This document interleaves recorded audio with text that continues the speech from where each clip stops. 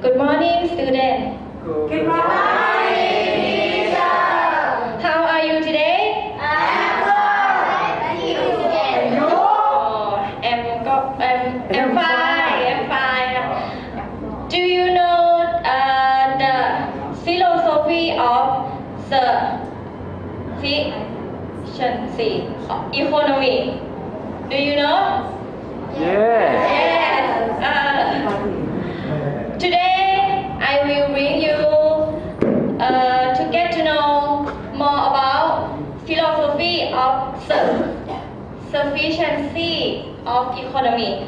Are you ready? Yes. Again? Yes. Louder. Woo! Okay. First of all, we come to know the source of philosophy sufficiency of economy. Okay. History of sufficiency economy.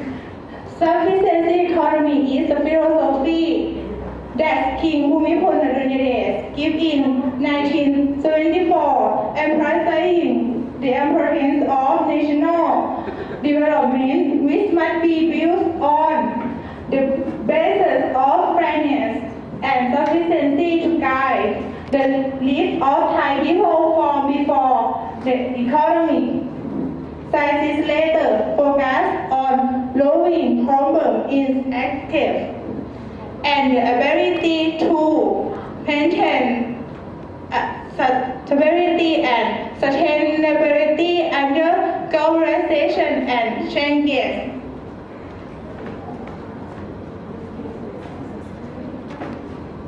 Principle of sufficient economy. Loop 1, modesty. Loop 2, rationality. Loop 3, hard immunity in itself. To condition knowledge. Preventing harmful,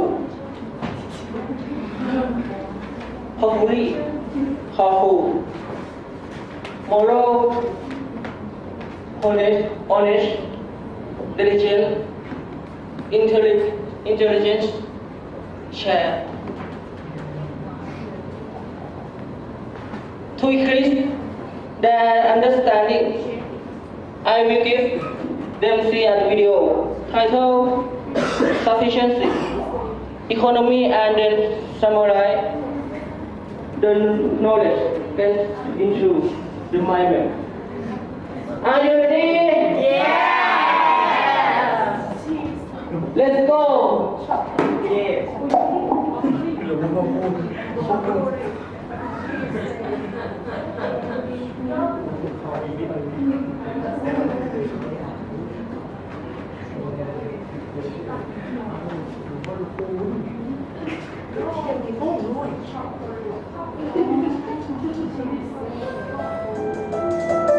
Adopting the sufficiency economic philosophy as the Thai way of life is equivalent to moving Thailand towards becoming the happiest and most hospitable country in the world. The World Happiness Report bases its results on people's assessment of their own lives. The report also considers gross domestic product per capita, health and life expectancy, perceptions of corruption, social support, and the freedom to make life decisions. While the World Happiness Report is the end result, adopting the sufficiency economy is a means to achieve that result, which is happiness. Initiated by His Majesty King Bhumibol Adulyadej of Thailand, the sufficiency economy has its roots in Thai culture. Thai people have long been taught how to live their everyday lives with moderation and caution.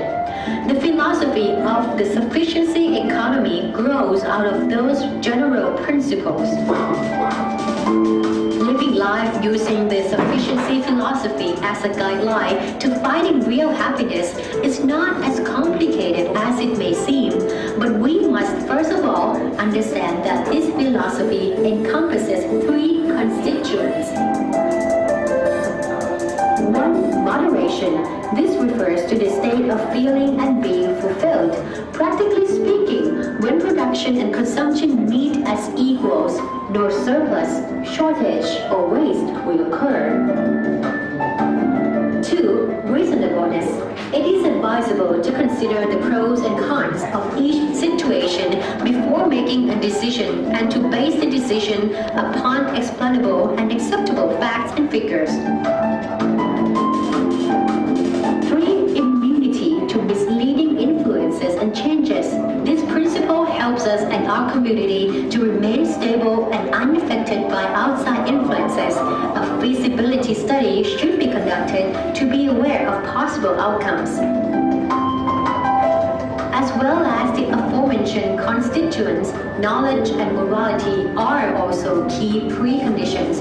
This means proper and relevant knowledge must be gathered prior to building strategies and implementing tactics. Meanwhile, morality like honesty, the greater good, fairness, accountability, and the sufficiency of personal and national needs must be taken into account in each decision-making process.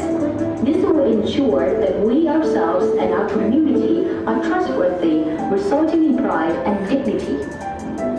A sufficiency economy is not aimed at denying growth, competition, connection, or globalization. Instead, it teaches us not to harm ourselves, our community, or others by exploiting human resources and taking excessive advantage of natural resources in order to generate high productivity and profit.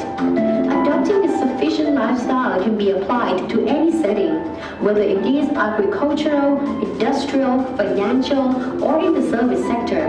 The key is to create the least debt or no debt at all. However, seeking loans is acceptable as long as they are necessary for our basic needs or for the expansion of our business, which will in turn help generate additional income to support our lives and be able to pay back the money and interest to the creditor over time. As mentioned, a sufficiency economy is a means to happiness. It's a philosophy that yields freedom to make life's decisions. But to attain that freedom and real happiness, people must learn how to live an independent lifestyle by earning enough to live on, by growing enough food to eat, and to develop interdependent networks by sharing and caring for one another. In truth, a sufficiency economy is a philosophy to enable us to develop respect for ourselves and gain a ready willingness to show hospitality to others. These are principles that bring happiness to us from within and make it possible for Thailand to top the list as the happiest country in the world.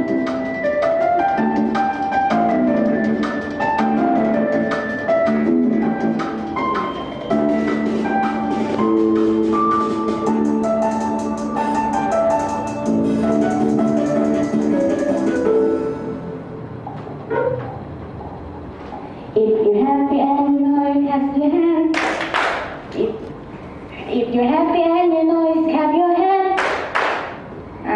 Stop. Look in my eye. If you're happy and you know. If you're happy and you know. If nod your head. Nod your head.